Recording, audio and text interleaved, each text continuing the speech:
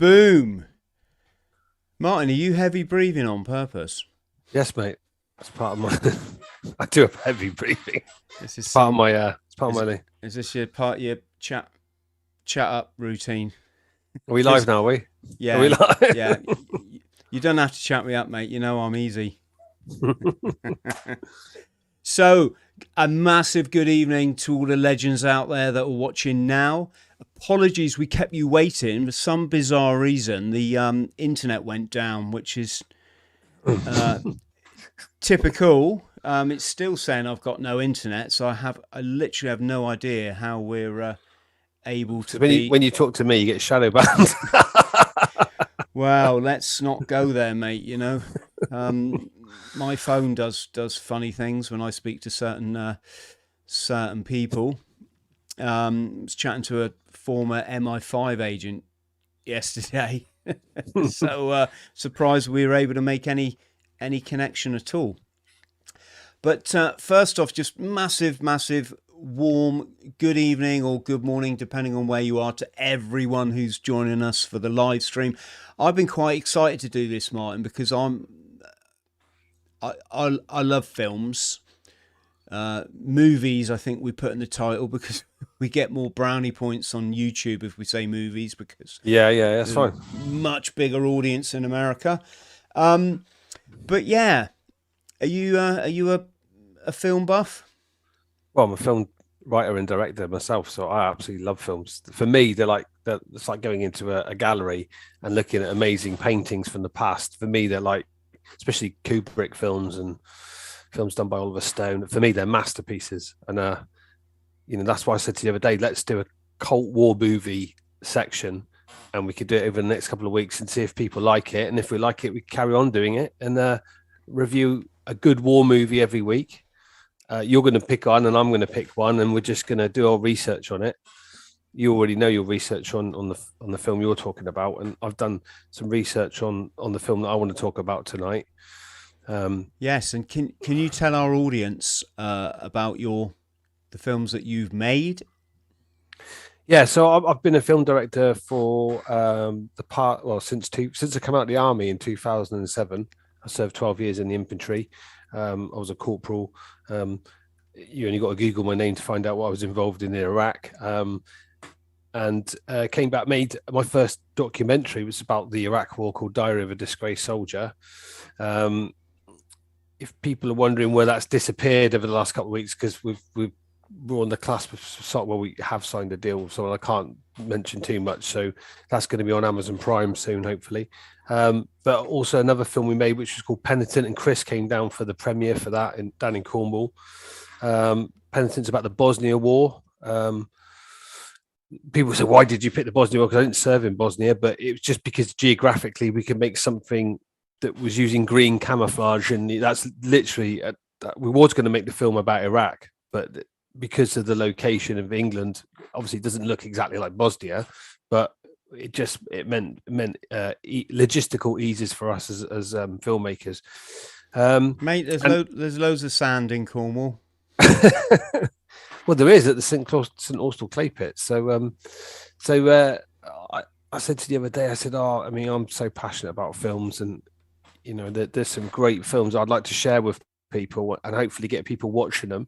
And also they're masterpieces.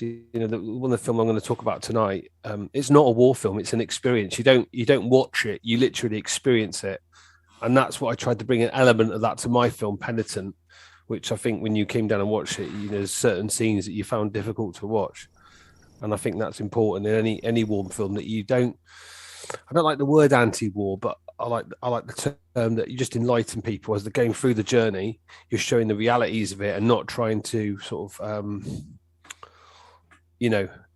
get people packing off to the Ukraine straight. Sorry, have I got a flash word there? I got to watch what. No, that one's okay, mate. It's yes, it's quite pertinent topic at the moment, isn't it? Yeah, and when I completely forgot that the film that I'm going to talk about tonight is connected with Russia and the German invasion into Russia in World War II. So yes, and the film you chose is Come and See. Yeah, I'm in the process. Let's just say there's a copy winging its way towards the movie. I haven't seen it yet, which is a shame because I really wanted to, you know, I was going to say critique them, but I hate that word because I'm always full of praise for other artists. It's easy to criticize, isn't it? But it's it was made, so it is. Yeah, the film is Come and See. I watched this when I got back from Iraq, so I probably didn't see Come and See until 2005. 2004, 2005, after I'd came back from the Iraq War, and I watched a program on TV, and it said the greatest war films ever made, and Come and See was on that, and I was like, just as soon as I saw the shots from it, I was like, wow, I've never seen anything like that. It is subtitled. I think some of the greatest films ever made have been subtitled. I've got no problems with subtitle films. It's directed by Elm Kilmov. Apologies out there if I'm getting these Russian names wrong. I think it's Elem Kilmov. I'm just going to call him Kilmov. So Kilmov cast a guy called Alensky Karachesko, and he was a 13-year-old boy. He had no acting experience. They was originally going to make it in the 70s, the sort of late 70s. His wife died, and the funding got dropped. He was getting a lot of conflict from the Soviet Union at the time to make the film. And then, from what I've researched, he in 1985 made the film after his wife passed away. He cast this guy called Alesky Karachenko, and like I said, he had no acting experience. And they asked him in the casting, they said, "Look, we want you to imagine that your mum's just been killed," and he broke down in tears. And it was so powerful that they cast the boy straight away. I was going to say he dropped the director on the spot. This 13-year-old boy, when you watch the film, he literally ages. I know they put makeup on him and stuff like that. They dyed his hair grey to make him look older, but you see at the beginning this fresh-faced kid go through this journey, and they shot the film in sequence. And by shooting it in sequence, they literally made this youngster go through all of it. When you watch the film, if you've served in any form of war zone or been in the forces, if you've been to the ranges and you've seen real live rounds going down, you've shot the night shoots, you've used tracer. When you watch this film, you literally they put this kid on a real range and fired guns over his head. There's a scene in the film where a cow gets slaughtered. They did shoot the cow for real, and you see the cow getting hit by tracer rounds, and the cow dies on camera, and it's brutal. It's absolutely brutal. And if you see the tracer bullets they used real demolitions, real mortar rounds, and mortared this camp, which was set up by the partisans, sort of Russian forces that were set up to fight against the German paratroopers that were coming in. So if I go back to the beginning of the film, it starts off. I don't want to ruin too much of it or ruin some of the surprises, but it is a bit art house. So some people out there might struggle with the following. It might go a bit creepy. It's almost like a surrealistic nightmare. When it starts off, it starts on a sandy. You don't expect to see sand, but you see this sandy sort of opening, and they're in this like beach area, but it's not by the seaside, and they're finding like old rifles and old German bits of military kit. I don't know if it's left over from the First World War or left over from a recent conflict. And they're digging this stuff out of the sand, and then because he's got this rifle, he then gets recruited into this partisan group, and he has to leave his family. And the way they've shot it with a Steadicam, one of the first Steadicams, and you do feel like you're looking through the eyes of a 13-year-old experienced in this war. Like I said, it's not a war film you watch; it's a war film that you experience.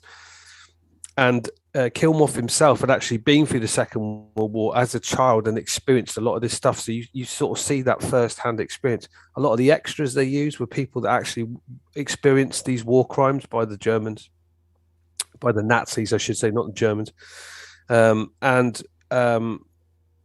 As you go through it, you meet up with another one of the characters is called Olga Mironova, who plays the female. So you see these two young kids basically, and how they have some sort of romantic relationship as young children growing up in seeing some absolutely appalling atrocities.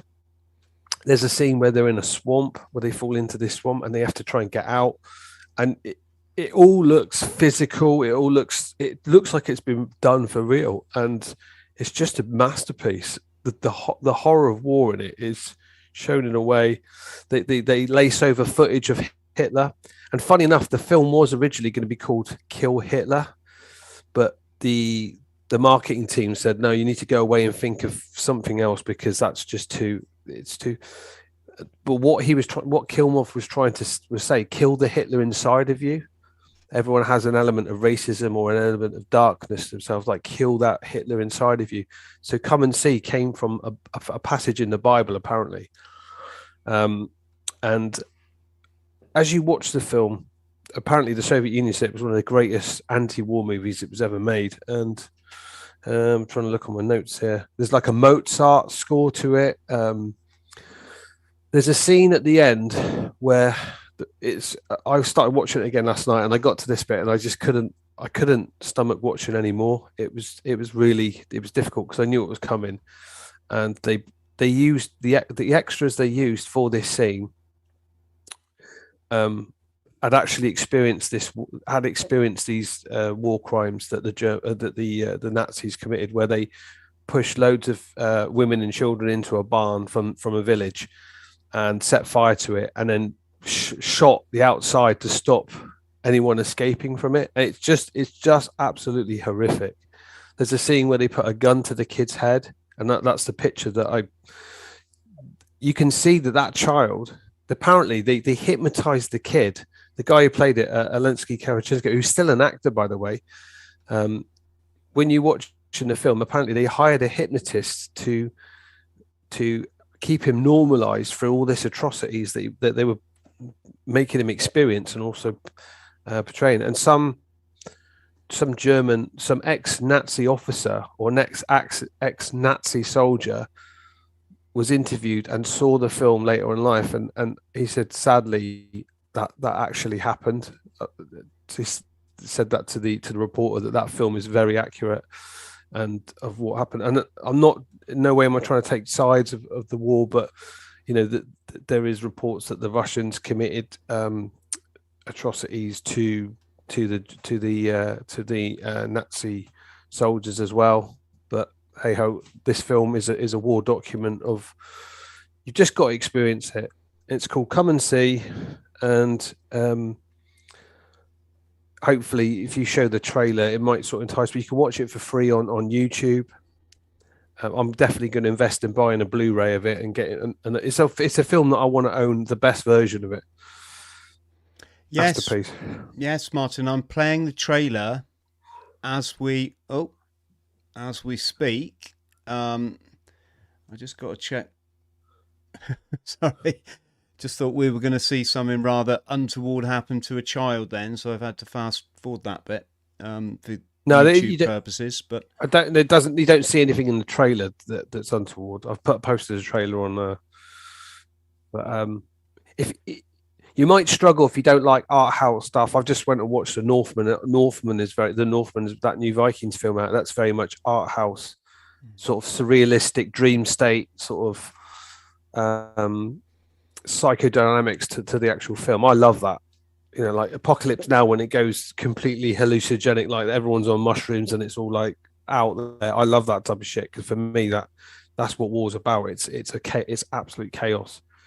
It's the darkest sides of human nature, Yes, and the actual title "Come and See" it comes from from Book of Revelation. Then did you? That's right. Yeah, A passage from the Bible. Yeah. I'm going to play this bit again. And when he opened the fourth seal, I heard the voice of the fourth beast say, "Come and see." Mate, this is where we need my dictionaries. Hang on, let's put us back on big. There's my dictionaries there, look. These are just great they tell you they tell you what the words in the scriptures actually mean. Right, I see. Because obviously it's I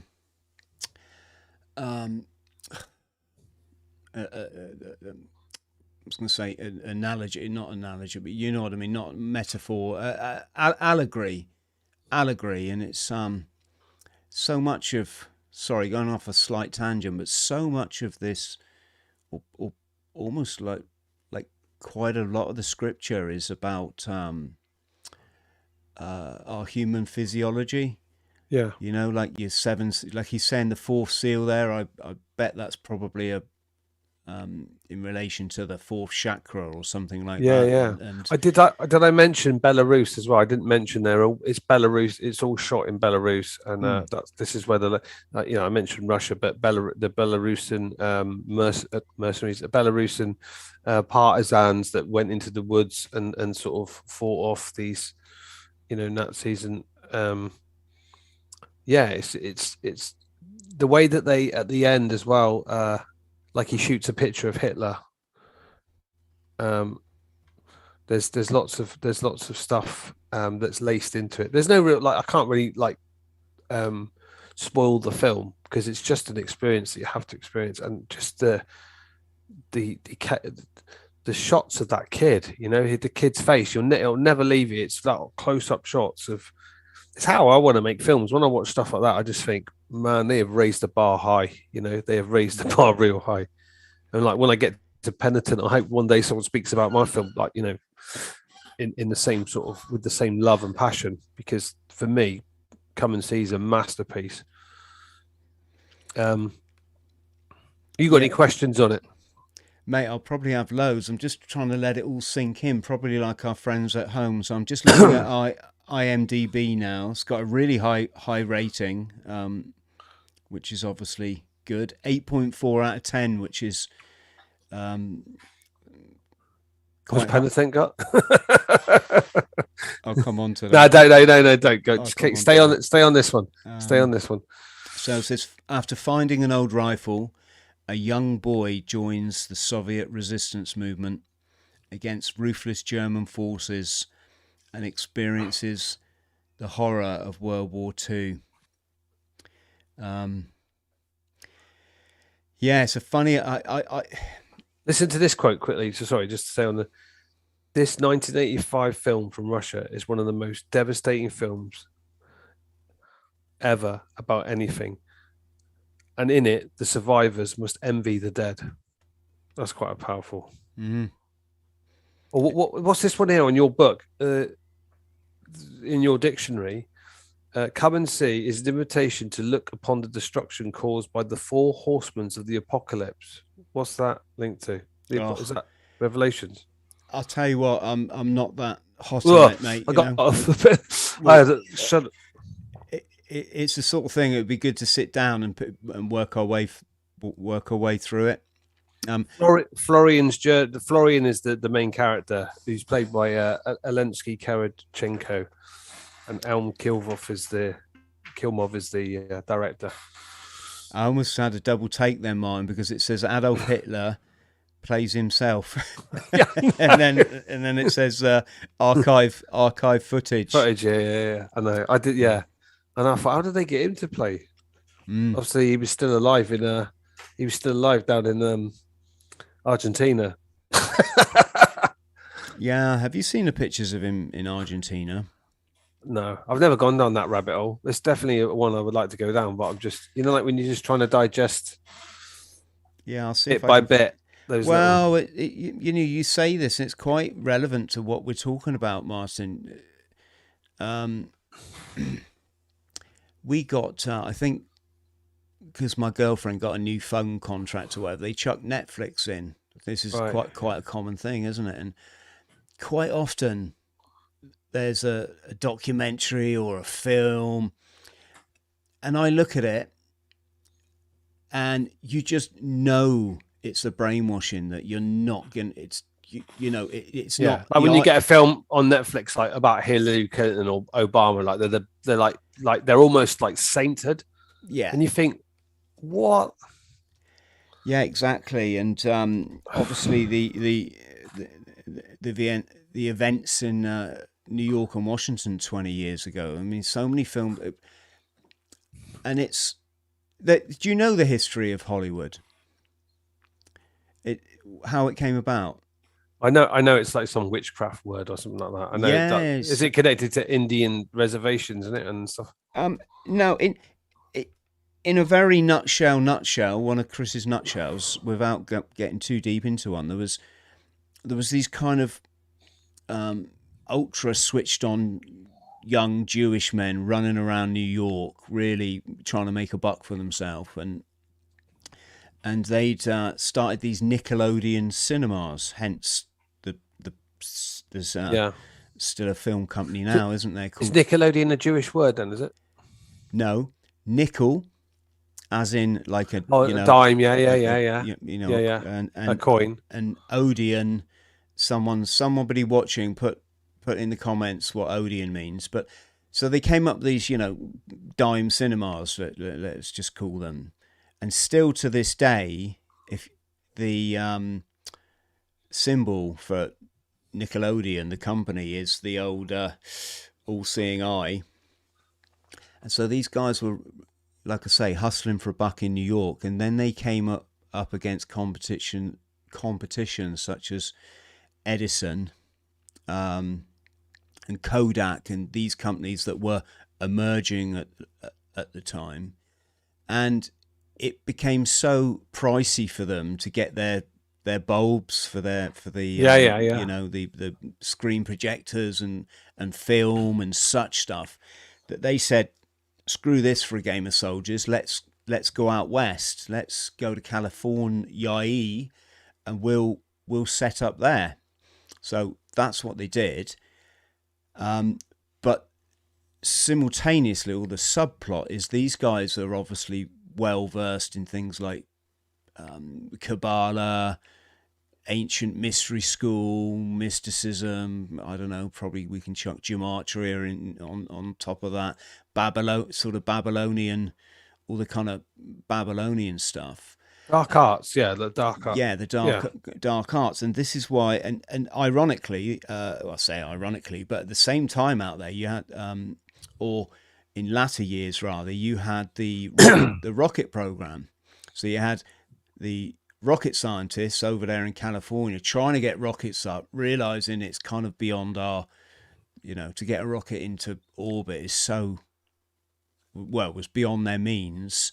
At the same time, the German scientists, so you have Werner von Braun, is coming to the same conclusion in Germany that with fossil fuel, you just can't do it. So in an attempt to make their dream come true, or to achieve their goals, they started to look into the occult, which is why under you'll see a lot of references to it in the symbology around Second World War, and also around NASA, which is what obviously after Operation Paperclip, is what it went on to become. But like I say, these guys hustling for a buck were there first, and Hollywood is the tree that you make the magic wands from. Back in the days, and folks, don't quote me on this because it's impossible to know everything, but things like Wicca, this sort of stuff, and the idea of the magic wand, and obviously in latter days we saw Disney, didn't we? Was it Mickey Mouse with his magic wand and this kind of stuff? But the idea of the wand was that you could cut the air to let the other side through, if that indeed makes sense. So this is the foundations of Hollywood, hence why you bring that forward to our time now, and you see all this kind of crazy stuff going on, and you're like, what the hell is all? Well, this was only if you're aware of it. If you're not aware of it, I wasn't aware of it years ago, and now it's been brought to my attention. I'm aware of it, and I see it. You can't, once you open your eyes to it, you can unsee it. I'm working with a guy at the moment, and we started opening his eyes to stuff. And now he's like, oh my God, I wish I didn't know this stuff anymore. Because he's trying to digest it at the moment, like, you know, and it's like, God, once you start seeing it, you can't unsee it. And if you do, you're trying to blue pill yourself again because you've red pilled yourself. You've opened your awareness to it. But then as soon as you, I mean, whether you're into blue pill, red pill, whatever, you know, it's just a terminology in it of like, so what film are you going to talk about? Well, hey, before we do that, sorry, can we just ask in the comments box, has anyone seen Come and See? Can we have a little check to see, has anyone seen Come and See? What do they think of it? yes. Well, David, who's just shot off, he'd seen it because he was agreeing with all your kind of points, especially the bit I think about the burning them in the barn. Just for interest's sake, folks, I pulled up the picture of the alleged picture of Adolf Hitler living in Argentina. You can see it's the chap on the left, obviously without the famous tash. Yeah, the whole of history, Martin, it's a lie, isn't it? So anything is possible. And the point I was getting at earlier is, I love film, I love art house, I like all of it. But when you're scanning, say, Netflix, or you look at the absolute hammering we've had since birth of Hollywood war movies, always the same narrative, evil Germans, and it's just when you've done a bit of research and you see that there's actually like there's a completely different tale being told depending on who you are, and it's like if you're going to watch a war film, you just got to watch it for the entertainment value, not try and think that this is some historically factual. If it's coming out of Hollywood, it's never going to be. And I don't know, what would you do if you were asked to sign the Faustian Pact and one of your films was going to... I was thinking about this the other day because I'm working on a building site to fund my dreams, and and I've come to terms with working on a building site to fund what I'm doing, and I've accepted that, and also I've learned so much from being a builder and working with craftsmen. You work out ways of how to make this film that other directors are just not going to have that ability. It's like I see a rotten boat and I go, I can make that float, and we can go and shoot a biblical trailer for all the directors that I work with. They don't have that ability, and they think, how do you get the weather right? How do you do? I go, because I plan ahead, and because I've got a builder's mindset from working with builders and working with these technicians, I see how to create stuff that they can't do. So that's why I get probably a lot of anger from the people that have gone and studied at university and got their degrees in academia in building and filming and film producing and stuff like that. When they look at me, and I'm coming from I went to art school, then I went to the military, and now I've sort of worked in the building sites for the last several years. I know how to build a film and also get people from A to B using my military skills to so when I can't remember what the question was. What was the question? Would I sign that? Would I sign the pact? So would I sign the? Someone offered me, I've just signed a contract this week, but I haven't signed it in blood. It's just been a normal, just like signing a mortgage. But there was no like sort of like I had to cut the head off a chicken or anything like that. But all I'm saying is,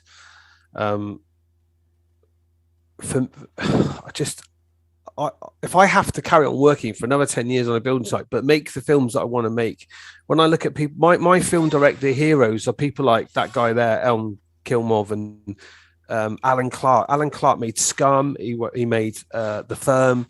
He made what they call it, Rita Sue and Bob 2. He made what else did he make? The Firm. He made Made in Britain with Tim Roth. He made all these classic British films, and I remember an interview with Alan Parker, who made the Commitments and stuff like that. He said Alan Clarke was offered Hollywood movie deals, and he didn't take it because he wanted to make these classic British films, which are now like they're my treasures. They are my most treasured possessions as a filmmaker. I love Scum. I love The Firm, and he launched Gary Oldman's career, Tim Roth's career. If I can be held in the same bracket as people like, you know, Alan Clarke, then I know that I've left my legacy of good quality British films over the next 10 or 20 years that I'll be doing this, you know. So for me, I won't be taking I won't be doing none of this crap. That's not me. I just can't do it. I can't.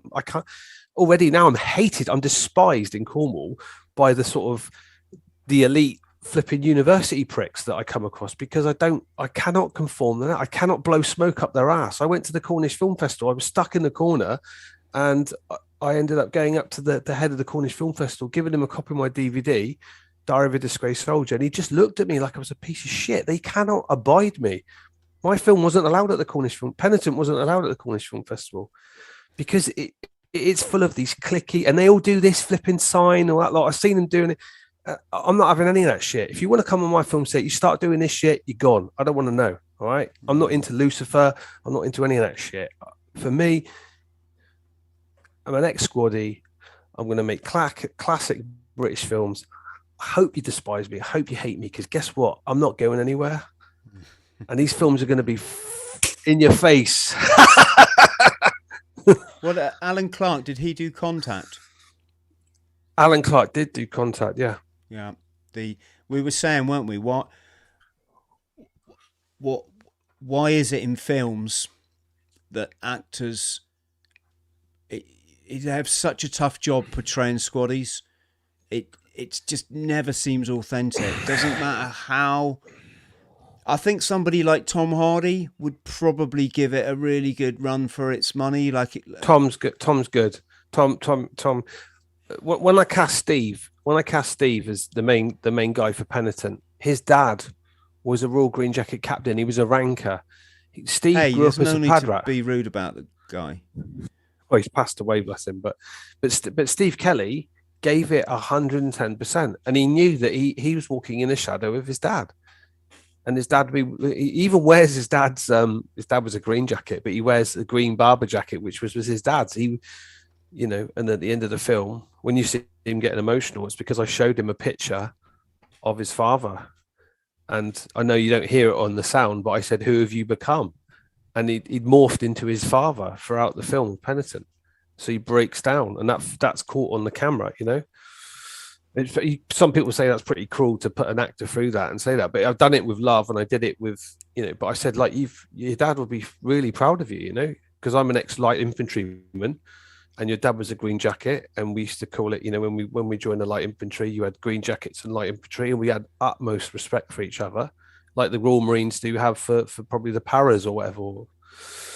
You know, for us, you know, when we did our training at the depot in Winchester, home of the light division, and it goes right back to Sharp's rifles. And you're going to play a chosen man, my friend. You're going to play the do you know what? I won't say my acting debut, because I've done opera, but it will be my film debut. Dream come true, mate. Absolute dream come true. Do you know what I saw?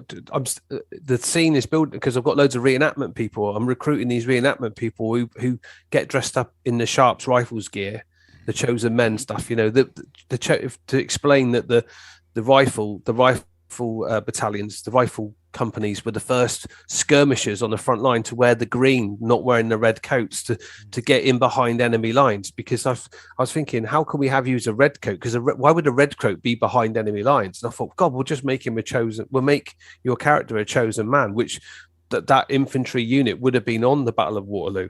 So the way I see the beginning of the film is you and several chosen men skirmishing through this wood, smoke going down, bit of fire, bit of cannonballs coming through the wood line, and as you're patrolling through, taking out a couple of French soldiers, that's when you lose your leg through a cannonball coming through the wood line. Your friend which will be played by Luke, will drag you to some form of cover. You then pass him this is going to be the beginning of the film. He then passes you a note and then basically gets shot himself. I want to show that shooting scene. I want to make it as realistic as possible. So we're watching it.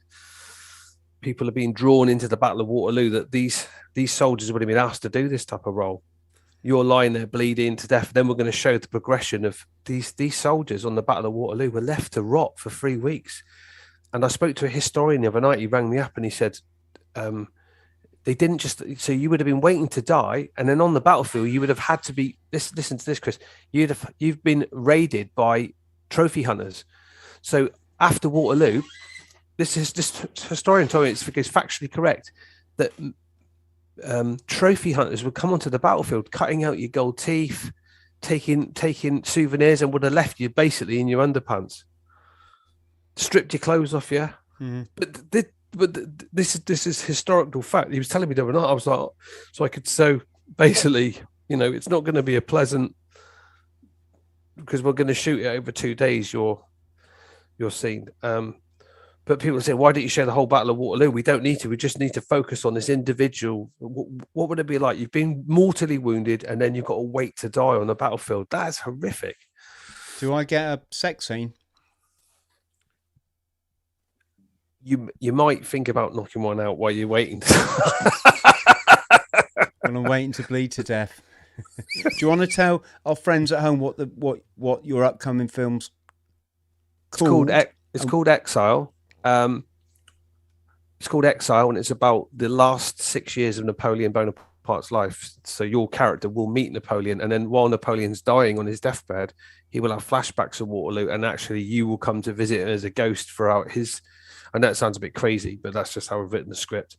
But Napoleon will also be meeting Josephine. He'll be meeting Nelson. He'll be meeting Wellington. He's going to meet these ghosts from the past. They're all going to come to him, like basically a bit like Scrooge when Scrooge is meeting Marley. So these people are going to be coming back to him and haunting him and trying to make him see sense of the pointlessness of war. So what we're going to do is discover how, if you took Putin or Zelensky or I wouldn't even put, I don't know, Tony Blair, you could put Tony. So how does a warmonger or somebody who's created all this chaos and millions of people have died because of their words, their actions, how would you process that? How would you process that as a human being? You're only human at the end of the day. And all of a sudden, you're taken away from the war, you're put on an island for 6 years, and in that 6 years, you slowly deteriorate to the end of your death. You're sitting in a room, got nothing to do but to think about what you've done and your actions. So that's the whole purpose of this movie. Is we're going to discover our Napoleon throughout the film. And if that pisses people off, so what? Go and watch fucking Ridley Scott's bullshit film. Go and watch that Ponce's film for flipping God knows how much they've spent on it. You want a realistic portrayal of war? Come and watch my film, because I guarantee I'm going to drag you through blood, sweat, and tears. Chris's blood, sweat, and tears. Talk about Ridley Scott. Smash you in the face. Talk about Ridley Scott. When you look at the last 2 years, what does that little toad know about war? Nothing. When you look at the last 2 years, can you see now why Alien was such a, I can't fault his early films, because I like Gladiator is like one of the best. That's not what I'm asking you. Answer the damn question, man. I said that Alien, this thing that can burst out of a human being and then attack another human being, and yes, what do I think? Quite relevant to the last 24 months is what I'm saying. The fear, the fear of the bogeyman. What's the question? It doesn't matter. I had to really concentrate. My autism couldn't process. All right. I'll give you another one then. Have you seen, I think it's called Contagion with Matt Damon? No, is it good? Is it? No, it's not. Nothing about being good. And like a lot of Hollywood movies right, are shit. So like we've already ascertained that, haven't we? And we know why. But in Contagion, if indeed it's somebody put in the comments below what the name of the film was, but there's one bit where they're in the supermarket and this they're all chaos shopping for the last bits of food that's left. And another shopper touches the girl that he's with. And she's like, get off me, quick. Get the hand gel. And she's rummaging through her purse for the hand gel. And they're like, all doing all this. And this film, I'll have a look for it. But this was a few years ago. This film... I can't watch shit like that. Well, World War Z was laced with it, wasn't it? World War Z with Brad Pitt was absolutely, and the Who discovered the vaccine cure and all that shit, didn't they? 2011, mate. That's how about that for pre-programming? Yeah, but all those zombie films come out then. When everyone was bringing out zombie films, it was almost like they were treating us like zombies. And how right were they? The majority of the public in this country became zombies and afraid of each other, didn't they? Yes. So I'm just trying to find that particular scene. I see. I think it's this one here, mate. Just bear with me. The internet's really playing up tonight for some reason. While you're doing that, can I just mention to the people watching, if you want to get involved with Exile, we're setting up we've set up a Kickstarter. If you could put a link below, that'd be great on it. But the Kickstarter, if you want a film credit in the film, it costs 20 quid and you'll get a film credit at the end of the film. If you want to be an extra in the film, you can pay £1,000 and that gets you to be an extra in a scene with Napoleon. If you want birthday message from Napoleon, so when we're on set, if you want a private message from Napoleon wearing the full rig, I think that's something like £50 or something like that. So they're the deals that we've offered. Yes, mate. I'm just going to show this this scene. Folks, I obviously can't just play the whole thing in a one-er, so I might have to pause it a bit. But you say, Martin, once you understand this stuff, you can't not see it, can you? I know. You can't not see it. Yes. Okay. Let's come. So you're going to talk about your film? Yeah. Let's come on to my film. I feel we haven't done Come and See justice, but to be honest, we could chat for hours on it, and probably people might even get a bit bored. So, my film is this one. Let's have a look.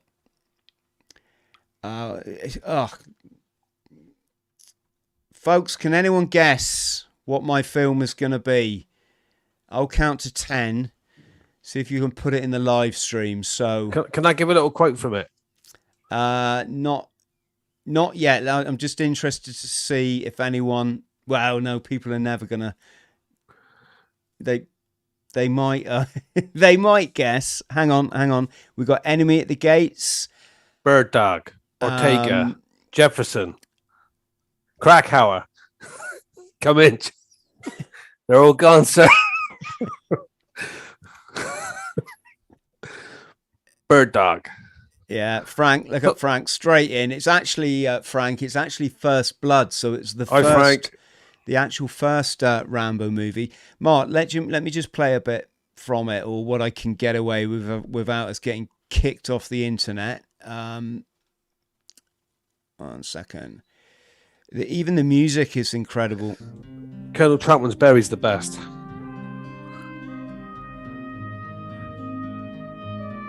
Jerry Goldsmith in it. Yeah.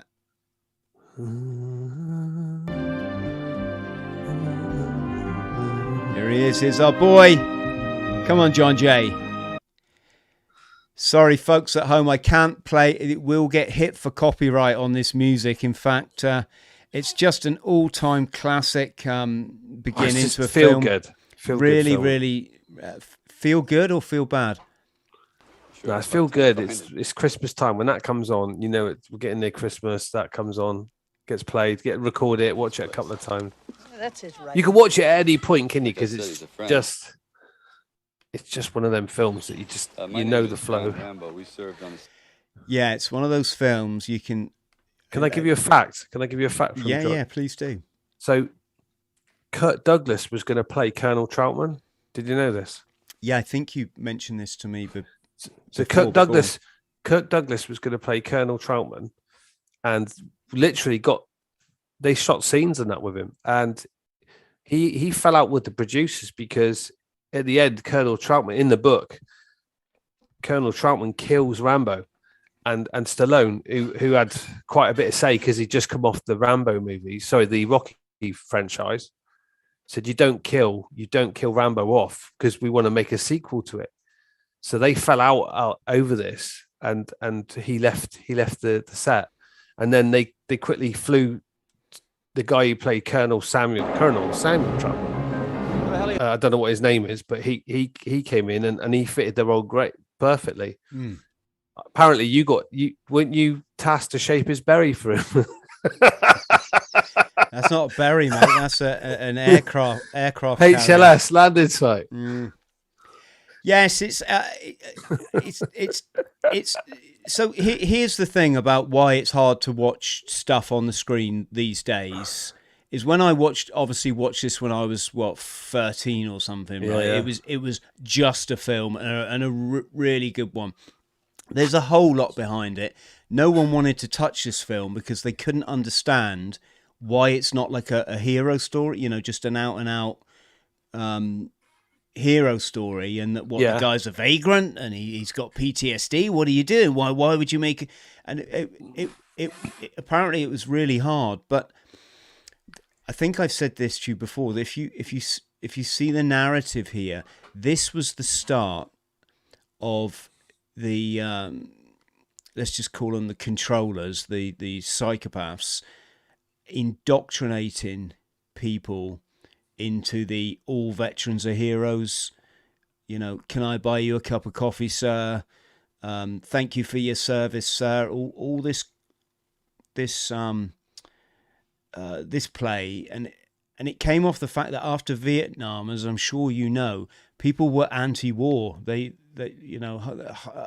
over almost 200,000 young American men died in Vietnam, I believe.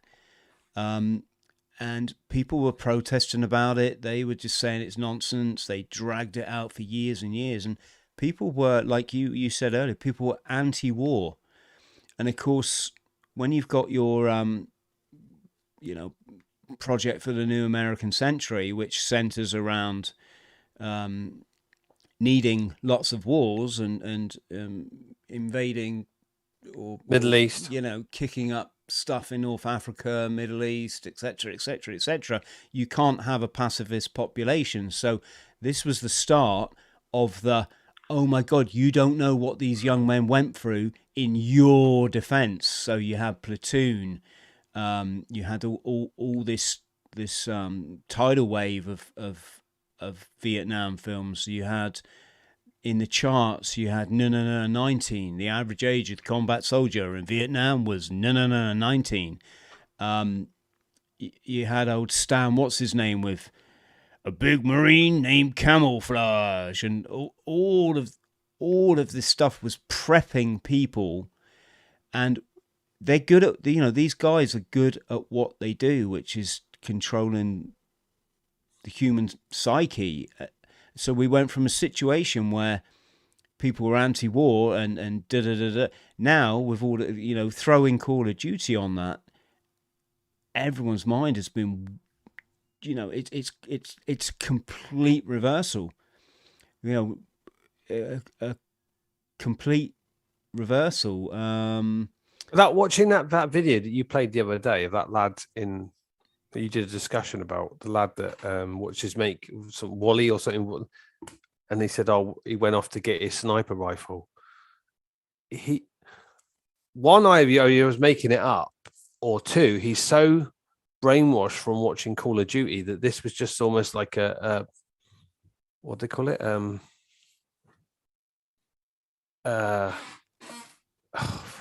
What's the word? Like a automatic, like a runner simulation. It was like he'd just experienced a simulation, because that wasn't someone I'd served with when I was in the army, that I literally could see physical changes in people. But watching that guy, either he was making it up, it didn't happen, and it was just more propaganda from the or he was so desensitized to seeing trauma from probably watching countless whatever from Syria and the Middle East and playing Call of Duty. There was no sort of that isn't the people I served with. That's not the generation that I served with. I really didn't connect with them at all in the sense of seeing there's any recollection, or the one that was talking in the bed with his eyes all shut tight and wanted to get back out to the front line. I don't know. I couldn't tell. Yeah, the chap that got he thought a shell had gone off within 5 meters, and all he wanted to do was get back to the front line. As friends, if you're wondering what we're talking about, sorry, it's in my. Hello. Yep, I can hear you. Your Wi-Fi, I think, might have paused a bit, but I'm gonna, Mark, while we wait for you to come back, I'm just going to talk a bit about. I got you cut out then, so I don't know what. No, I'm just going to talk a bit about First Blood. So putting the politics aside, like this in putting all that to one side. Anyway, like I said, they thought it was crazy that you're going to make a film about a guy with PTSD, but of course, as we've just ascertained, there's an actual reason behind why you want the American psyche to feel sorry for the soldier. And yeah, so you've got this guy, John J. Rambo, folks. He's homeless. He travels around. He gets jobs washing cars and, car, what are they called? Car washes. And he's kind of keeping himself to himself. His demons are, at bay when he's on the road, and he rocks up in this small town, and the sheriff gets all like really arsey with him, and he's just a dick. Sheriff's played by Brian Dennehy, who was really good actor, always one of my favorite actors. He was in Cocoon, wasn't he? He was FX Murder by Illusion. Do you remember that? That was brilliant. What a top film that was. Yeah, Brian Brown with Brian.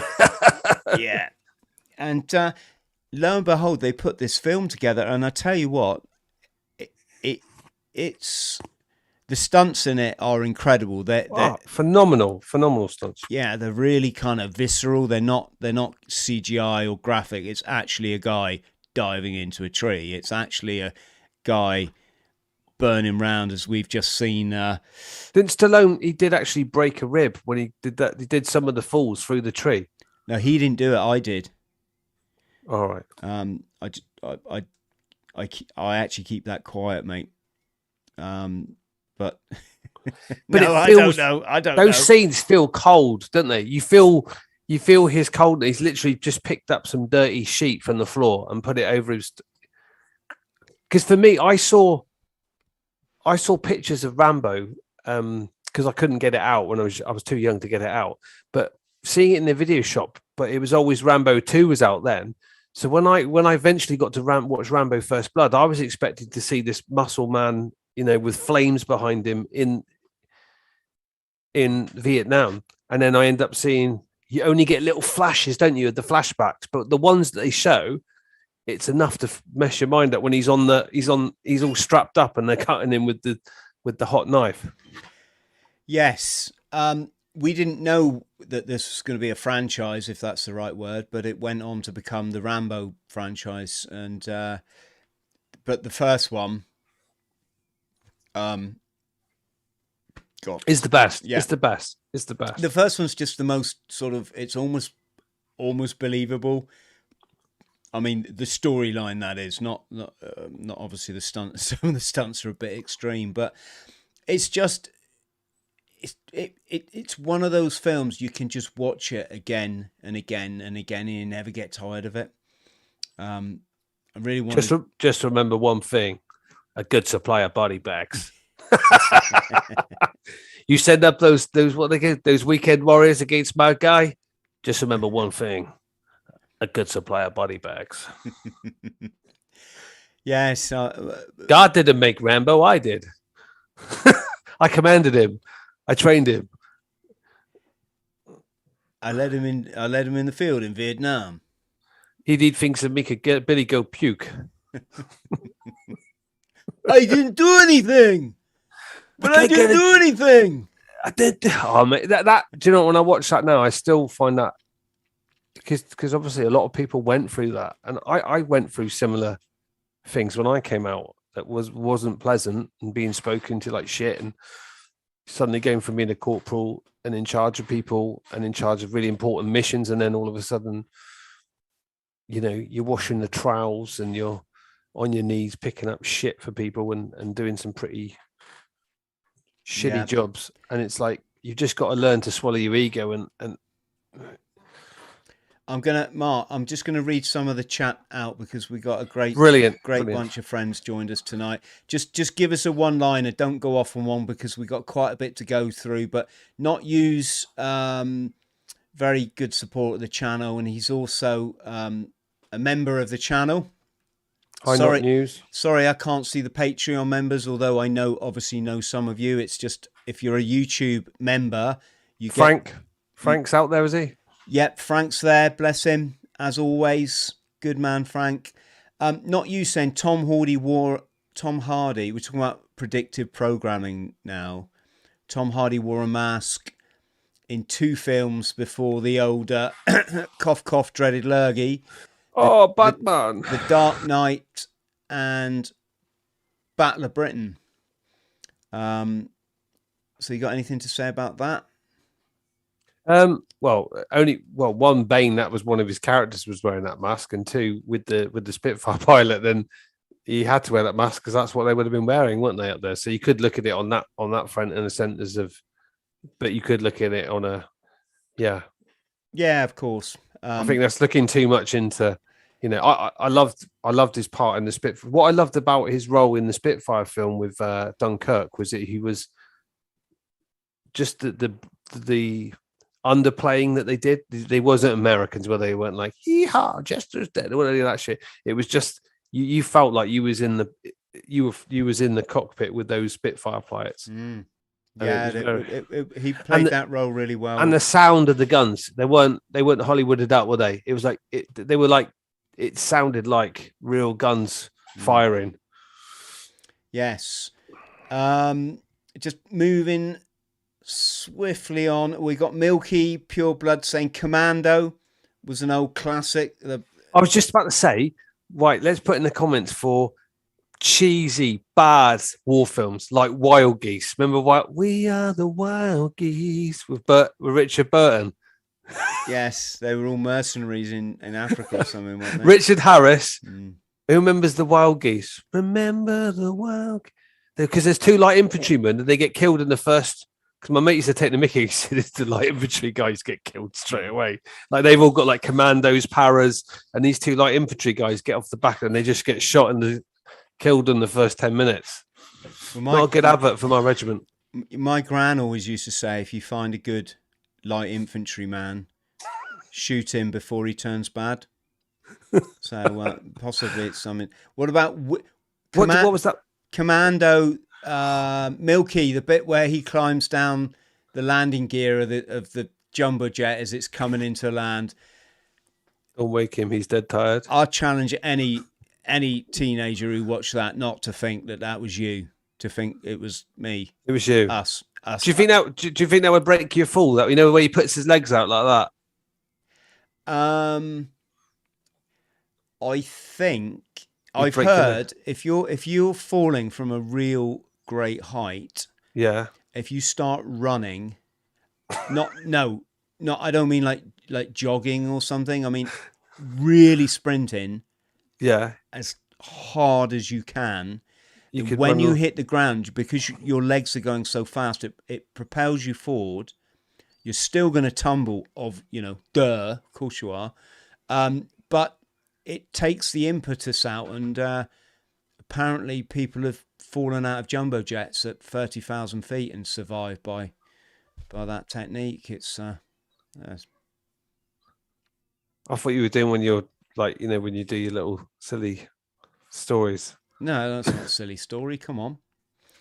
All right, let's move it. How about the unending belt when he's shooting, and then like when they do the cut, it's like it's just about to feed in the so he's firing the M60, and you see the belts out here, and then suddenly he cuts back, and it's like back out here again, and the heads of the flowers are going.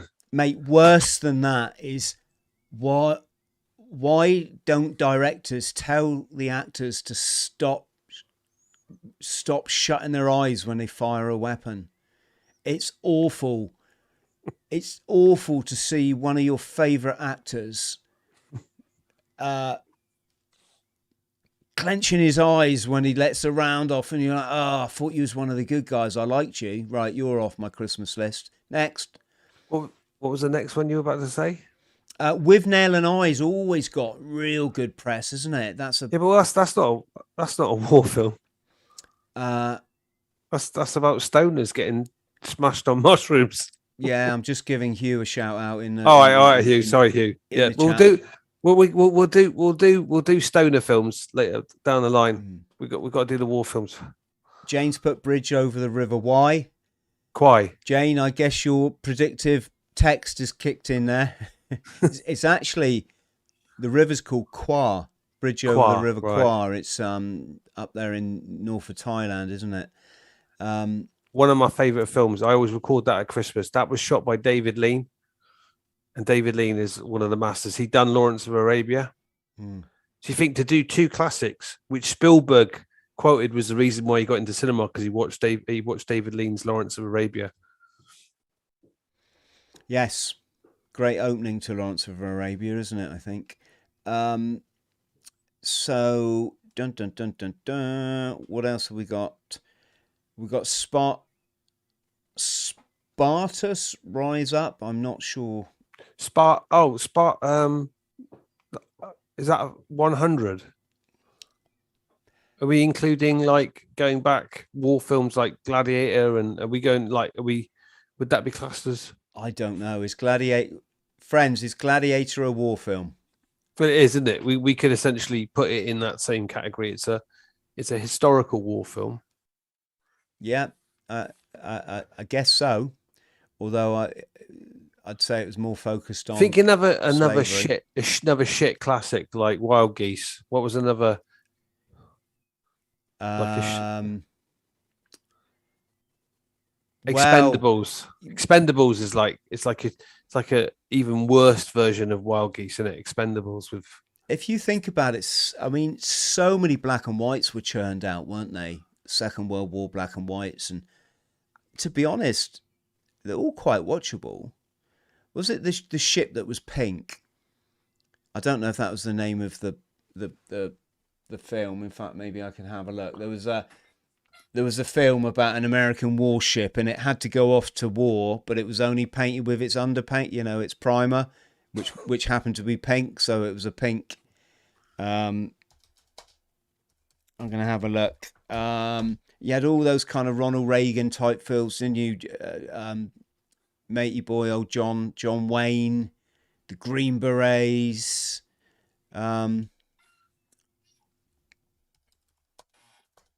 Where the Bugle Fades. Have anyone seen that one? Where the Bugle Fades. It's about a German. No, sorry, it's about American soldiers fighting a tank battle, and this guy, he's like a real maverick, and he doesn't want to be at war, right? And he's a private soldier, but he keeps every mission he goes on, he's anyone ever left, and in the end, he gets promoted to like this high rank because there's no one left. And he's just trying to get out, and that's all. But whatever he's doing to try and get out is keeping him alive. And I'm sure it's called When Bugles Fade or something like that. And I watched it years ago, and I'm going to try to find it, but it was an amazing war film. At the end, I definitely say it was up there, as good as Private Ryan, but didn't have the budget. I'm sure it's When Bugles Fade or something like that. I've got somewhere. 12th Man. Has anyone seen 12th Man? That's on Netflix. It's amazing. Have you seen the 12th Man? No. It's a foreign film, so be ready for subtitles, but it's a film that you experience again. Savior, which was a Bosnia film, which sort of influenced my film Penitent. That's done by Oliver. James mentioned Hacksaw Ridge. Wasn't that the one about the conscientious objector?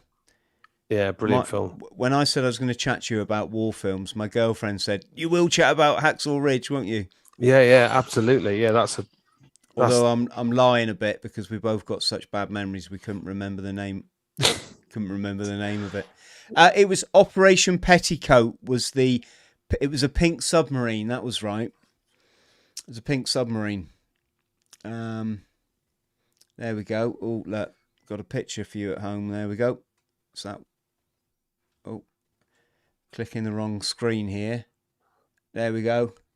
Cary Grant and Tony Curtis. Have you seen Saviour? No. What's that about? A Bosnia war film about Bosnia, but it was done by Oliver Stone. It's got the guy who was in what was that film when they made him small and when they sent him in a little submarine into what was that? Randy Quaid, is it? Randy Quaid. He went not Randy Quaid, something Dennis Quaid. Dennis Quaid. Not Randy Quaid, yeah, he was in the National Lampoon's vacation film, wasn't he? Well, Randy Quaid, talking about the old funny shenanigans that go on in Hollywood, is do you remember he went public saying he fled to Canada? He said that for safety, yeah, they were out to kill him, and who's out to kill you? The Star Whackers, this team of assassins that he genuinely, either he was playing a big game, winding up the old conspiracy stuff, which I think they do quite a bit, you know, chucking some flat earth stuff and all this sort of thing. But he actually appeared terrified for his life. He called it Star Whackers. Right. Thank you. Ninth Company. Have you ever seen that? I've actually did a video on it. It's no. Mate, that's my homework. Yeah, you got to treat yourself to this one. It's got a different name.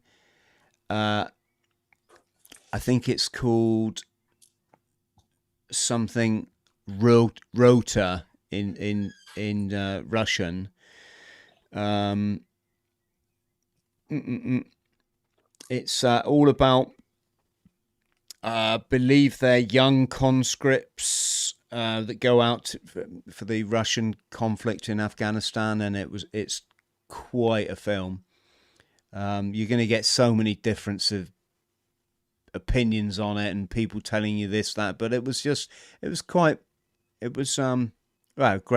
film to watch. Absolutely great. Whatever war films. Come on, we've covered. Fred's. Have you seen Fred's? I've got to watch it. I watched it years ago. Fred's, which is about the nuclear war. So it's done on a fantasy situation. Fred's. I'm going to write. It's a British film. It was made in Britain, and it's supposed to be horrific. I think it got banned, but they put it on to scare people, like to get everyone believing into nuclear war and stuff, which I think personally is bullshit to control people. That's my own personal view on it. Do you think? I think nuclear bombs are. I don't think they probably exist, but just for me, it's a non-starter. In it, why would you? You can't use that land for thousands of years. It doesn't make any sense to nuke. And also with the change of the weathers, that's going to come back your way. So why it completely makes no sense whatsoever. And I'm a big believer in a higher intelligence. I don't think they would, whatever that may be, God or would allow it. I don't think would allow whatever controls this crazy shit that we're in would allow ourselves to extinct ourselves. Yeah, I think they're doing a good job with the old. Yeah, why would they need to do that? Have you heard the theory that nuclear weapons don't exist? Yeah. I've watched lots of stuff on Eddie Bravo talks about it a lot, and Eddie Bravo's son, he's cracking guy. Yeah, but he also thinks the Earth's flat, mate. He doesn't. What he says, he goes, I don't know what this is, what we're on, and I like that view, because I don't think anybody really knows what it is. What is this that we're in? Like, it could be a simulation. I don't have an issue with people questioning narratives. That's fine. My issue with Eddie Bravo is like, dude, you really, you're quite a well-off guy. Like, money isn't an issue for you like it is most people. Why don't you simply go to Argentina, get on an expedition ship which you can do if you actually go to the office down there. You can get a ridiculously cheap Antarctic expedition, and next thing you know, you're in the Antarctic polar circle. But before you get to the polar circle, you're stepping ashore onto a continent. It's a continent, you know. So all that stuff you've been telling people about, it's an ice wall, and if you go over it, you fall off the, or whatever it might be. I don't know what this is we're on. Who really knows what any of this is? It could all be a simulation, you know. And I don't know what this thing is that we're on. You know, it just blows my mind when I try and think of it. When I put my scope up and I look at the moon and stuff like that, and the stars, and I look at all that stuff. For me, it just blows my mind. And I actually like the mysticism of not knowing, but I think a lot of the shit that comes out of NASA is bullshit and CGI. We know all that. I can't believe anything that comes out of NASA. So I just don't. But I don't pay attention to it. I did when I was a kid because I didn't know any different. But now everything that comes from NASA for me is a simulation. It's created by using CGI. You know, so I can only go off what I see with my own eyes, and when I look up at this, I just marvel at the stars and marvel at the universe, and marvel at the galaxy. You know, the what they call it, the Milky Way.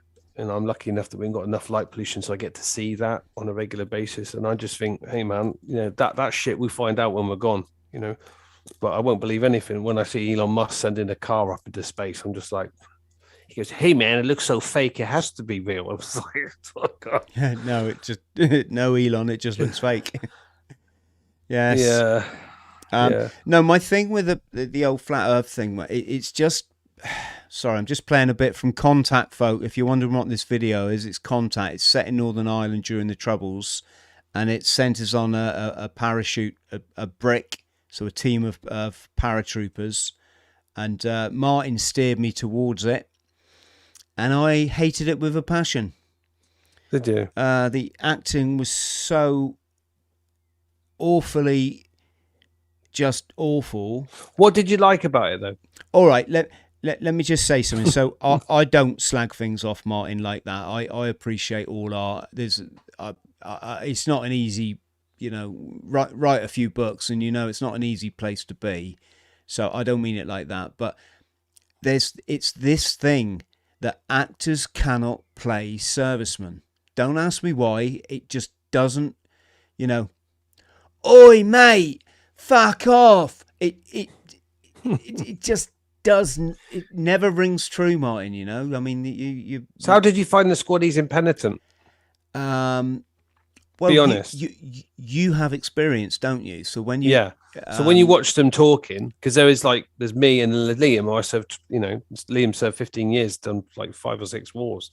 So Liam, who gets shot first. We are getting frigging spammed by something's happened on YouTube lately, mate. And the what are the spammers called? Let's say hi. Let's send some love to them. What are they called? Mate, it's all this like, you know, do you want to have a good time, sailor? Oh yeah. Shit, I always say, know? Oh, thanks for the offer, but I'm married. Face. Yes. Hello to Greg in the chat. What are you offering, Greg? Yeah, Greg, come on. Come on, Greg. You got big to compete with here, mate. No, Greg's a lovely man. He supports me. He supports me thoroughly. Greg is in our Zoom chat, folks. So if you want to come and join our life coaching / life chat, we have it every Monday evening. And what am I saying? If you want to join it, join my Patreon at Seeker level.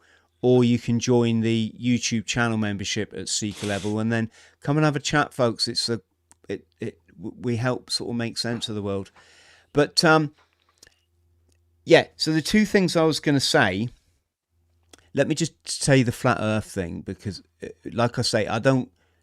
You've got to question narratives. That we know that. You know, I know. No way am I saying yes. It's only that when you take I mean, there's been army officers that have tried to be the first to ski all the way across Antarctica, all right? Not talking the ice shelves, no one's done that yet, but across continental Antarctica. Captain Henry Worsley, for example, and he got to within 40 miles of crossing Antarctica. So he's gone all the way around the pole, and he's now skiing up the other side of the planet, as it were. And he died of a real sudden illness, just unexpectedly. I'm not sure if it was heart attack or whether malnutrition. Because he discovered it was a flat. Sorry, no, mate, I can't laugh because he's the best friend, of one of my friends, you know, and yeah. Sorry, I didn't mean. Well, no, this is the point of what I'm saying is when I said to my friend, who's also an Antarctic explorer, who's been on the podcast, and I said, you know, I got two friends that are Antarctic. The first one I said to, so what do you think of flat Earth? And he went, what? I said, flat Earth, what is it? I said, there's people that believe that we don't live on a globe, we live on a flat plane, right? And I'm not, folks, I was going to say this again, I'm not like ridiculing these people. I think it's great to question narratives, but when you get somebody like myself that's got a bit of experience of the planet, it's like you can't just keep saying the same thing to me. You know, that's called brainwashing or being part of a cult. And what I'm saying to you now is what I'm saying to all of us, and in particularly you, Martin, because you're my guest, is that Henry died 40 miles from his dream. It was his dream. He was a married man with children. And the notion that, oh, he's full of shit, he must be some MI6 agent, or it's just so fucking disrespectful, you know? Three friends, actually, Ranulph Fiennes, very nice man, sent me a signed copy of his latest book when I ran the length of the country that time. He went around the globe in the 80s. You know, this is not a new thing. It's called the Trans-Globe Expedition. Anybody can Google it. Anybody. It's there for you to see. They bought a ship, you know. They went down, I think, I don't know, was it through the Central Africa or whatever. They got back on the ship, sailed down to Antarctica. They disembarked. I think on that expedition they used tractors, so they used mechanical devices to get across Antarctica. The ship went around, picked them up at the other side, and then they continued their orbit, you know, albeit at ground level, around the planet. Like, this is all... Martin, this is like a Google search away, you know. This is not rocket science or something, and it's the fact that you can say this to someone, and I've had people want to come on my podcast. There's a real famous chap that's like massively into this, and the other day he decided to take on a scientist about it, and it was embarrassing. It was embarrassing to watch. The scientist just said, "You are an idiot. You are." And he still kept coming back with, yeah, but like water won't stick to it. And the guy's going, oh, you have no idea. You literally don't know anything about physics, and yet you're basing da-da-da. So sorry, gone off on a bit on one. It's only because I want the best for people, Martin. You know, I want the best for my subscribers, and you know, but this is the thing: when you're indoctrinated, all what I've just said goes in there and it comes out there, and you go, yeah, but do you realise that and I think part of the reason I started analysing it is it's quite clearly a psyop to make anyone that question narratives look foolish, look like a tinfoil hat. And there are narratives out there, as we've seen for, I don't know, could it possibly be the last 2 years? I'm not saying it is, I'm not saying it isn't, but there are narratives, that serious ones you need to get your head around. You know, your body's pH level is a massive one that you've been lied to about. So much hinges on that. Being lied to from birth about your the nature of spirituality, Mark, that's another massive one. You know, you're never ever going to achieve your freedom in life, your land of milk and honey, right? If you follow other people's narratives without developing the ability for critical thinking. So that was what I was going to say. Going to the squatty thing, I really did. I found Contact hard to watch, and I can watch anything, and I'm not being critical. I was just asking myself about the lead character all the time. Friends at home, I'm going to, play you it here. I was asking myself about this lead character, this dark, mysterious kind of dude, isn't he? I was just thinking, you're not like a para. You're just not like a para corporal. It's hard to play off unless you live with those people, isn't it? Unless you've served with paras or I did my mortal course with paras and marines, and they have their own energy about them, don't they? They have their own what do they call it? Charisma, their own. They're bred a certain way, aren't they? Exactly. They're trained a certain way, and you can't. You can see the difference between paras and marines when you're on a course with them, and you can observe those sort of, and also that they're carrying the weight of like the Falklands and on their shoulders. Yes, exactly. Exactly. They have a lot to live up to, don't they? From the World War II and exceptional soldiers. There was also, Mark, I should say as well, there was also some bits in it that were just so unrealistic, like what you wouldn't do if you were on active service. I haven't seen it in years. I just asked you to watch it because I thought I'd like that because it's about Northern Ireland. So I need to go back and watch it myself now, and I'll probably see it with different eyes. But yeah, when I watched it, but let's not forget, you've got to watch films that aren't particularly your thing in order to appreciate the ones that are, haven't you? You can't just like always watch good films. And I didn't watch it. It was easily watchable, but quite, it had all the makings of a really gritty, true to life portrayal of the conflict, and yet they seem to lose something, didn't they? So you got the film. If this is popular, I don't know what's printing out here. If this is popular tonight and you want to do it again, the film I want to speak about next is Paths of Glory, Stanley Kubrick's Paths of Glory. Have you seen that? House of Glory. No, Paths of Glory. Paths, like footpath. Paths of Glory. Paths of Glory. No, mate. It's one of Stanley Kubrick. So before Full Metal Jacket, there was Paths of Glory. Paths of Glory, and it was Stanley Kubrick's film where he met his wife. I'm a massive Stanley Kubrick fan. Obviously, we've all seen Full Metal Jacket. Are we talking 1957 here? Yeah, it's got Kirk Douglas in it. Yeah, I think you've recommended this to me before. Black and white film, but it's absolutely. I'm going to play the shots, like the early shots. You won't have seen a black and white film like this. It's like Snoop Dogg, robots. I hate adverts where you actually have to sit through the whole advert. Right. The management of this theatre take great pride in announcing an important motion picture event. You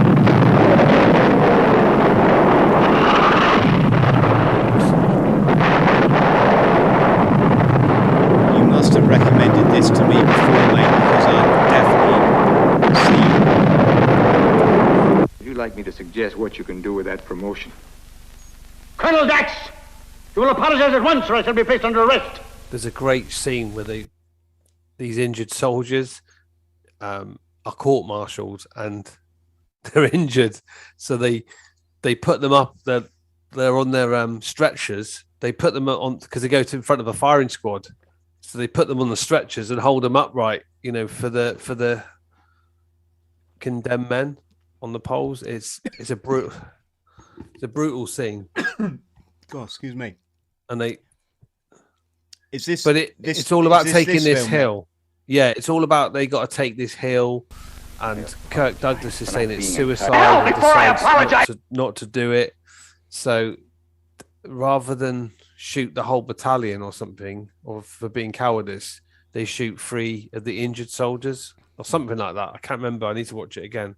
And because they can't stand up, they put them on their stretchers. So they're on their stretchers with it's just awful.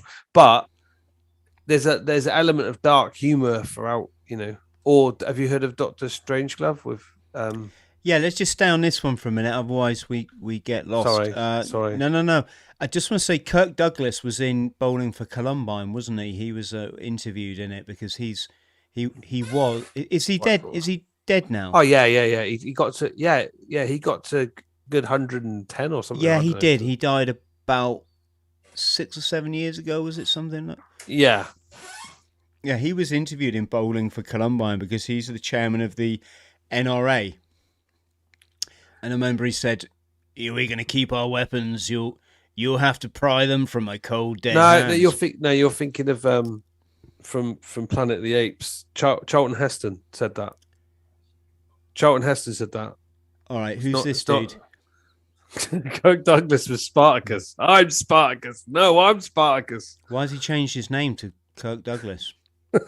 Charlton Heston is a much better name. Charlton Heston was in when they discover the Statue of Liberty at the end of when they're riding the horse. You just winded me up. No, I'm wondering what the Statue of Liberty reference is about. Have you never seen the end of Planet of the Apes with the space one when they're like they crash and then everyone's chimpanzees and they find out that they hadn't been traveling through space, they were traveling back in time.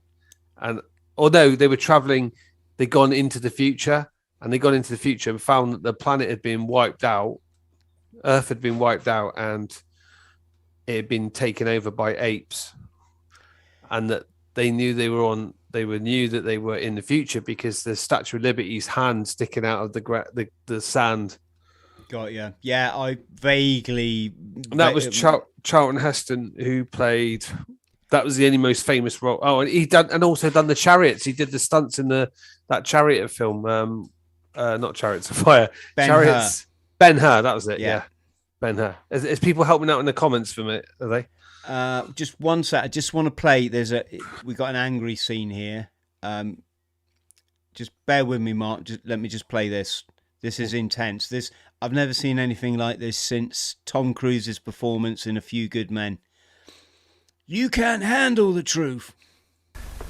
I apologize, sir, for not telling you sooner that you're a degenerate, sadistic old man. And you can go to hell before I apologize to you now or ever again. Since the publication of the book 25 years ago, Flash, no one... It's the bit where he's telling his senior officer to go to hell. Like exactly no one ever does in the forces, because you always just go, yes, sir, yeah, whatever. Whatever you say, sir, I will do.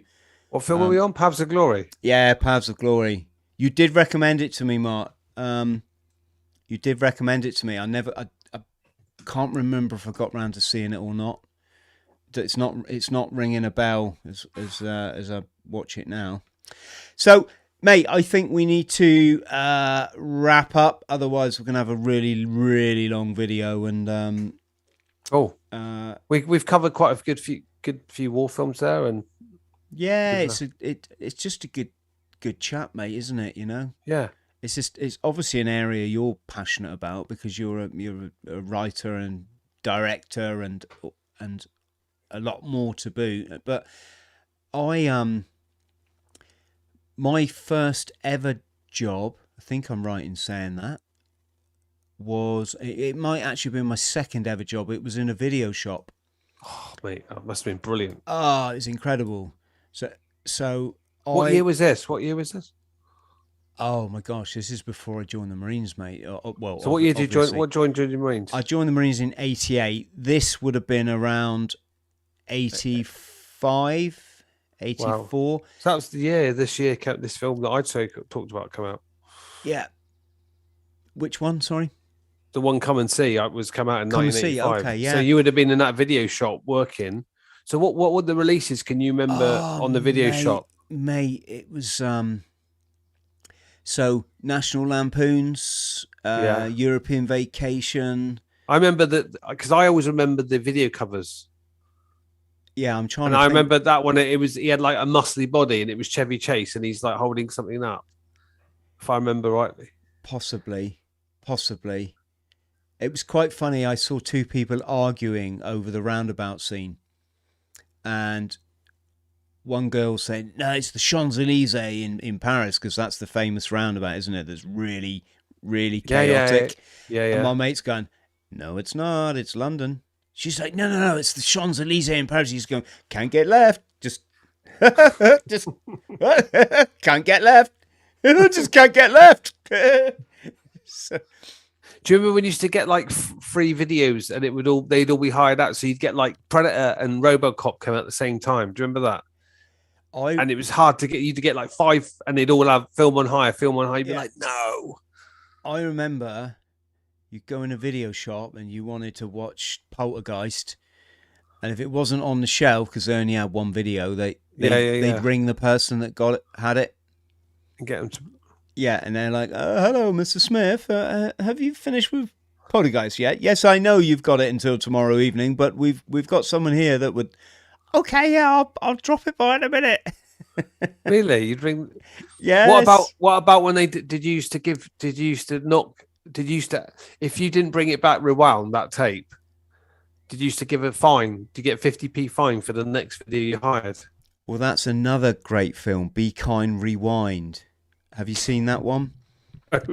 Be Kind, Rewind is the slogan in America that they obviously had, was like rewind your videotape, Be Kind, Rewind. But it's actually a really, really good film in which the whole video shop gets magnetized and it wipes all of the videos clean. And so the guys that are at fault go, "Oh my God, we've got to, before the boss gets back on Monday morning, we've got to refilm every single film here on a budget." You'd love it, Mark. You'd love it. So they're kind of reenacting Ghostbusters, and instead of like this ultra fancy technological wizardry on their back, they've got a jerry can that they've painted with some silver shit, and it's got a Hoover pipe, and they've got the Hoover thing, and it's really, really, really worth a watch, that one, for a bit of fun. I mean, for a bit of fun. So you wouldn't have had a computer, you would have had to write it all in a book, wouldn't you? Sorry, what are we talking about now? The video shop. So when you was like working in that video shop. Oh, when I was in the shop. I come in, I pay, I mean, what was it to hire a video? £1, £1.50? It was about £1.50, wasn't it? To hire a video for the night. Yeah, it might even have been cheaper for some. There were different prices, weren't they, depending on what they were. What I used to like doing was just taking a load home. Did you? I used to do a paper round for the same shop. I used to deliver papers, get up at silly o'clock, so I'd be home really early. Yeah. And then I had the whole day to myself. So I just sit on the couch watching films, and I'll still love it to this day. Did you used to have like a cord attached to your rewind thing, to your VHF? You know, the first ones that came out. You didn't have like a digital remote where you could infrared. You had to have a lead. We were never, mate. We weren't the sort of family that would have, remotes. We weren't rich, mate. So we came to it probably quite late.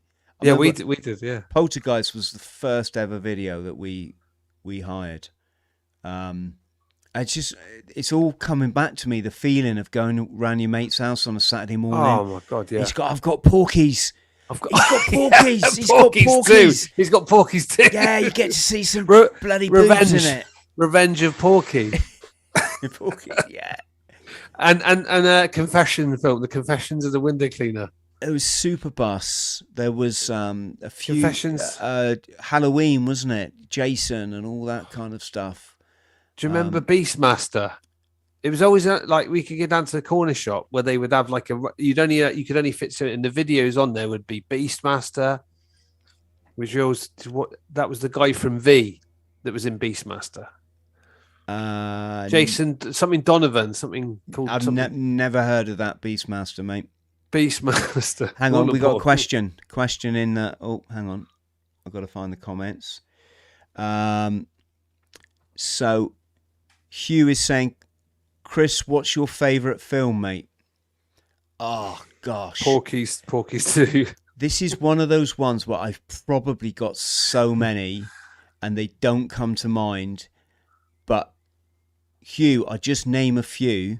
So probably one of my favourite all-time films is It's All Gone Pete Tong with Paul Kay. Bloody hell, we're getting massively spammed tonight. Go. Yeah, go on. Get lost. So It's All Gone Pete Tong with Paul Kay. Absolutely brilliant. It's about a DJ in Ibiza that loses his hearing. It's got a few similar parallels with my sort of addiction story. There's that one. The beach was always a big favourite of mine because if you've been in Thailand, you just, it's so nostalgic to watch the beach. What a soundtrack to that as well. Yeah.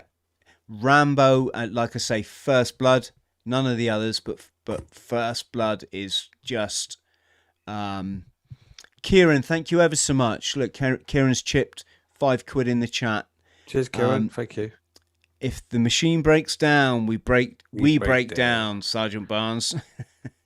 And I'm not gonna have that. Is that's Barnes is from Platoon, is it not? Yeah. Yeah. The machine break down, we break down. Thank you, Kieran. That's really kind of you. So that's another favourite of mine. But there's so many. Seven Samurai.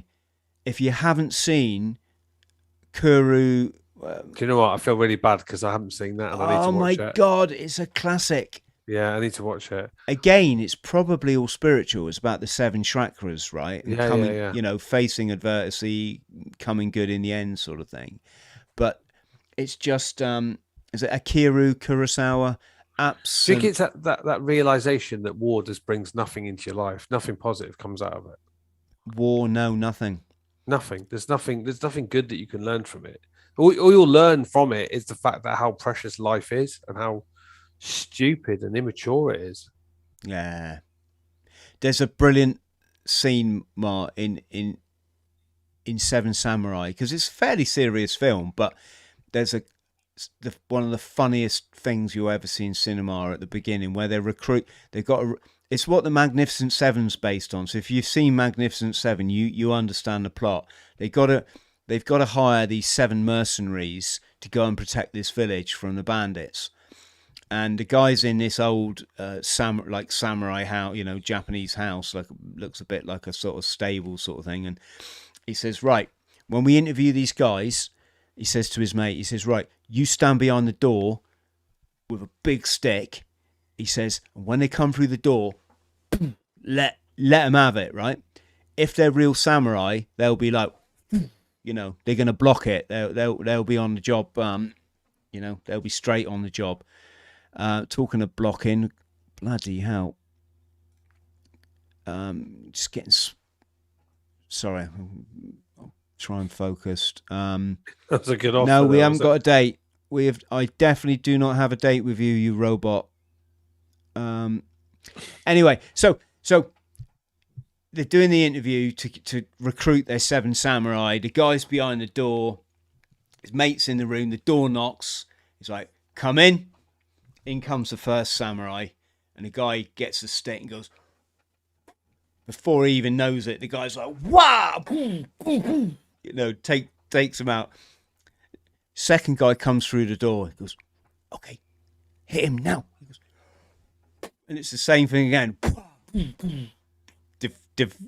Guy's just an absolute samurai ninja, defends himself. Finally gets to the 7th samurai. He's like, right, okay, let him have it. Guy comes through the door. He goes, boom. He goes, oh, what'd you do that for? It's like the crap samurai. He's got no ninja skills at all. Yes. Frank's mentioning the Secret Soldiers of Benghazi. Frank wasn't that given a number, that film? It was like called eight days or 8 nights, or I'm gonna have a quick look. Mark, have you seen that one, the Benghazi? That's all the Hillary Clinton nonsense, wasn't it? Oh yeah. I know what that's called. Yeah, we watched that. Me and my missus watched that. It's called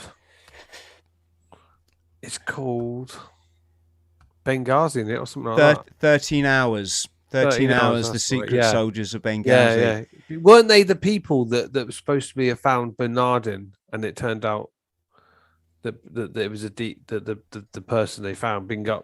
I don't know if this is true. And then because under Clinton's regime, they had to disappear, so they were set up and left to be killed in. What an appalling human being that is. Both of them, the Clintons. What appalling. Kieran's just flagged up Zero Dark 30, which is a film I would never watch. I watched it, but it's just so much bullshit in it that you just can't. It's just going to be brainwashing propaganda. Yeah, it's just been fun. Yeah, well, the same as that one, the one where they apparently rushed the the crew. What was it called? The 9/11 one where they rushed the that one. I reckon it was just shot down. Well, let's not get ahead of ourselves. There was the chopper shot down, wasn't there? Shot down with a Black Hawk Down. Yeah. Hang on, now we've gone on. Mate, my brain cells can't keep up. What I'm saying is it SEAL Team 6 that was supposed to have taken out Bin Laden? Was that a lot of that team went down in Afghanistan, didn't they? Yeah. They got taken out on a chopper. I just don't know. I don't know enough about it. I haven't done my research. I just don't believe anything that comes through the mainstream. Black Hawk Down was Somalia. Somalia. The book is well worth a read, and one of the most memorable things in that book that stays with you is these special forces guys that they're kind of like the first to the chopper when the pilot's trapped inside. Yeah, and they're just like, you're okay, don't worry, and these guys are flapless. They're walking around with bullets and rocket propelled grenades whizzing, and they're just walking around like they're at a bloody tea party, just absolutely cool under fire. And I think they both died. Both died. Those fascinating. Mark, listen, brother, this has been a great chat. What a nice way to spend a bit of Friday evening, isn't it? Yeah, just chatting about films that we like, and if you want to do it again next week, I'm up for do it for the next couple of Fridays. If it's popular. If it's not popular, then we'll just leave it, If people are interested in doing it, then I'm up for I could talk all night about films. Just for me, it's research, So I'm happy to do it. Leave your comments below if you want us to carry on doing a cult war movie section. Yeah. Then it's like Operation Mincemeat. Yeah, we'll have to. I just watched it. Yeah, it's really good. Yeah. Did you go to the cinema to see it, Mark? Went to cinema. I watched it. Yeah. Watched The Northman the other night. Amazing. I read the book Operation. Is it, what's his name, McIntyre or something? Isn't it Michael the guy that Michael wrote McIntyre is a comedian. The guy that wrote the non-fiction book. Obviously, it's non-fiction. The guy that played in Mincemeat is Fleming's in it. The guy who wrote James Bond. Yeah. Because it all centers around putting this plot together to get these papers into the enemy hands that are all bullshit, aren't they? It's about the invasion of Sicily or something, when actually they're going to invade. Well, there's a love story in it which you see between this woman who's widowed and the people that are involved in it, because they spent so much time together. So there's like a love story entangled with it, and these people who work as spooks, it shows that sort of. I couldn't be a spook. I just like talking too much. I couldn't tell that many lies. Do you know what I mean? And it's just the how they're working around the clock to sort of save the day, and it's all and it pays off, And Churchill says at the end, the bait was swallowed hook, line, and sinker. And they called it Operation Mincemeat because it sounded so stupid. They didn't think they thought the Germans would think it's such a stupid idea. Yes, they what was the name of the if we can say tramp that they found to be the body? He was a Welshman and he had mental health problems, and they said he was totally untraceable. And then his family turns up like right at near the end where they're about to do it, and they're protesting about it, and it's like, tough, it's been sanctioned now. Like they said, like, his body's going to be used, and also they had so long because the body was frozen before it started thawing out, that before it would have been.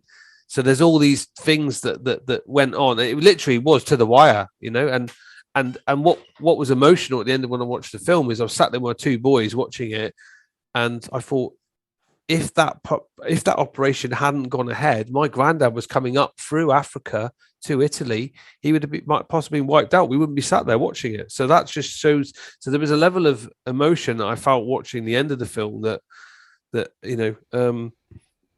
my granddad. And I'll just quickly, that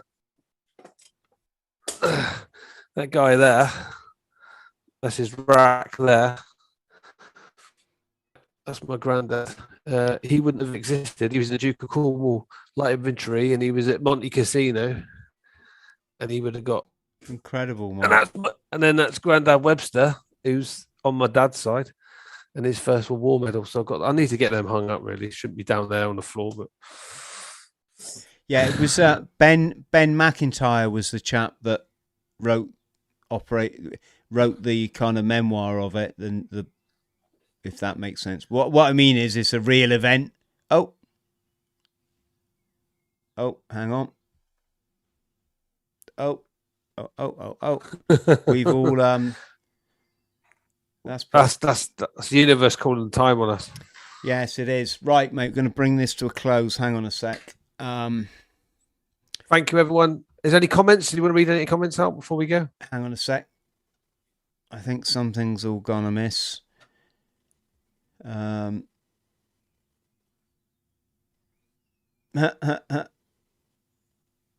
I think we're back. We're back. No, I think we're going to go for it now, Mark, because I'm not quite sure what's going on. Let me just say massive thank you, friends. That way, if we do get cut off, at least I've said thank you to our wonderful chat. Thank you, everyone. Wonderful chat for the evening. Yeah, Mark, absolute legend. Thank you ever so much for joining us. Looking forward to being in your upcoming film. That's just a real tick in the box for me to do a bit of acting and a bit of bleeding. Why not combine that? Beard's going to have to go, though, mate. I tell you what you can do.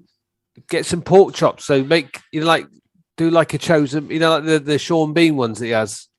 Can't Think about you CGI it now? No, don't you get, in the 70s when they wanted people to look bold or to look like a Japanese samurai, they gave them those funny little skull, like swimming cap things, didn't they? Yeah, we could put chicken skin over it. Is that possible? I'm not sure if I like or that. What we could do, or we could put loads of flesh hanging out, so it looks like you've got a massive mouth wound. Yeah. Like have flesh stripping off it, like you've been shot. Why don't you, could you weave in a bit of COVID into the narrative, and I can just wear the mask through the whole, through the whole performance. The Spanish flu. Right.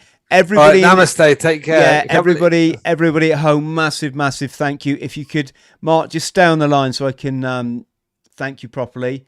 I'm looking for my subscribe button. Friends, if you could like and subscribe, that would be great. We'll see you next time. Buy my book. Mark's getting a plug in for his book. Mate, we can all plug our books. Right. Okay, hang on. Where are we? Credits. Back.